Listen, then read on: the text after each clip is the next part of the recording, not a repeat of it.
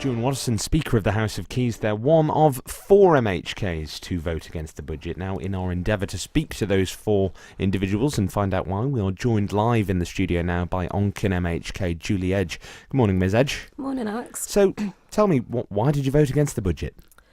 There were some elements of the budget that were good, but I felt that there was not a lot in there for the people, particularly the hard-working people of the island.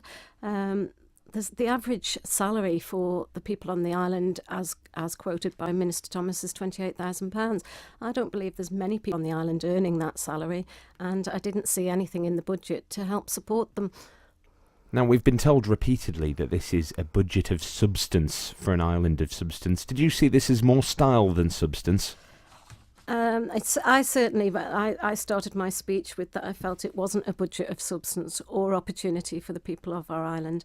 I'm not sure where the substance is. If you're a government that is overspending year on year on what you're actually taking in, and we have to remember this is the people's money. It's not the politicians' money, it's the people's money. So we need to be ensuring that we're spending within our means. Well, lots of the people's money being returned to the people who work in public services. That was an area of extra contention for you, wasn't it? It was, and I clearly focused on that. It's a third of the whole of the budget of the Isle of Man is being spent on the public sector, nearly £400 million. This seriously needs addressing, and the minister seemed a little bit surprised when I addressed it, and I said, why is it increasing by 24 million in the next 3 years? That's not a 1% cap, it's not a 2% cap.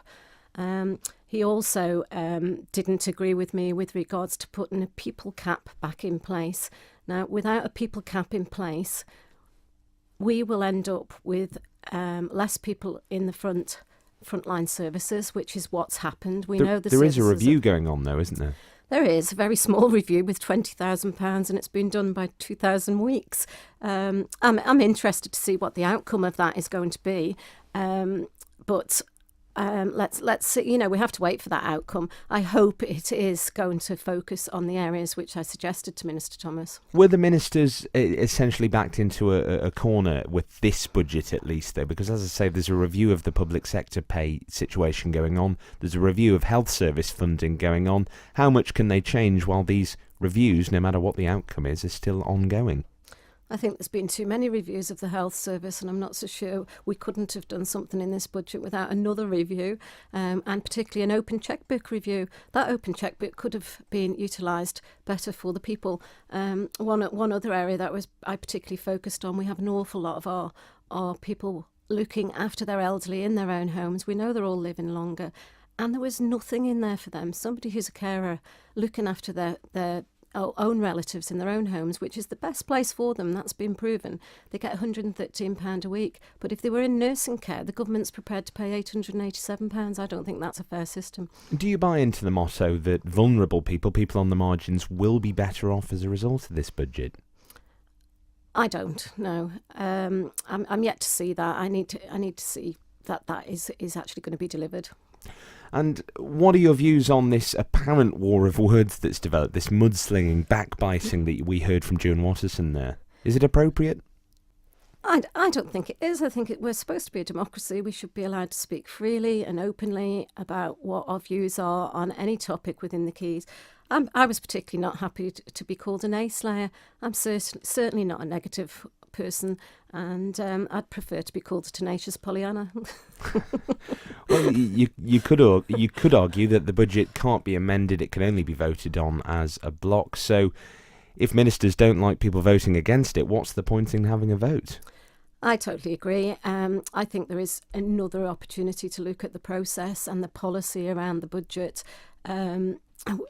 You know, we can't just vote on parts of it. It is as a whole, and I don't think that's a good way forward. And, you know, I concur with the Speaker on that. Do you think this has sent jitters up backs and we might see some change in the way the budget's presented next year or in 2 years' time? I'm not so sure. I know the Minister said that, the Treasury Minister said that he'd given us all the opportunity to meet with him. I've been trying to meet with him for a year. I got to meet with him the day before the budget.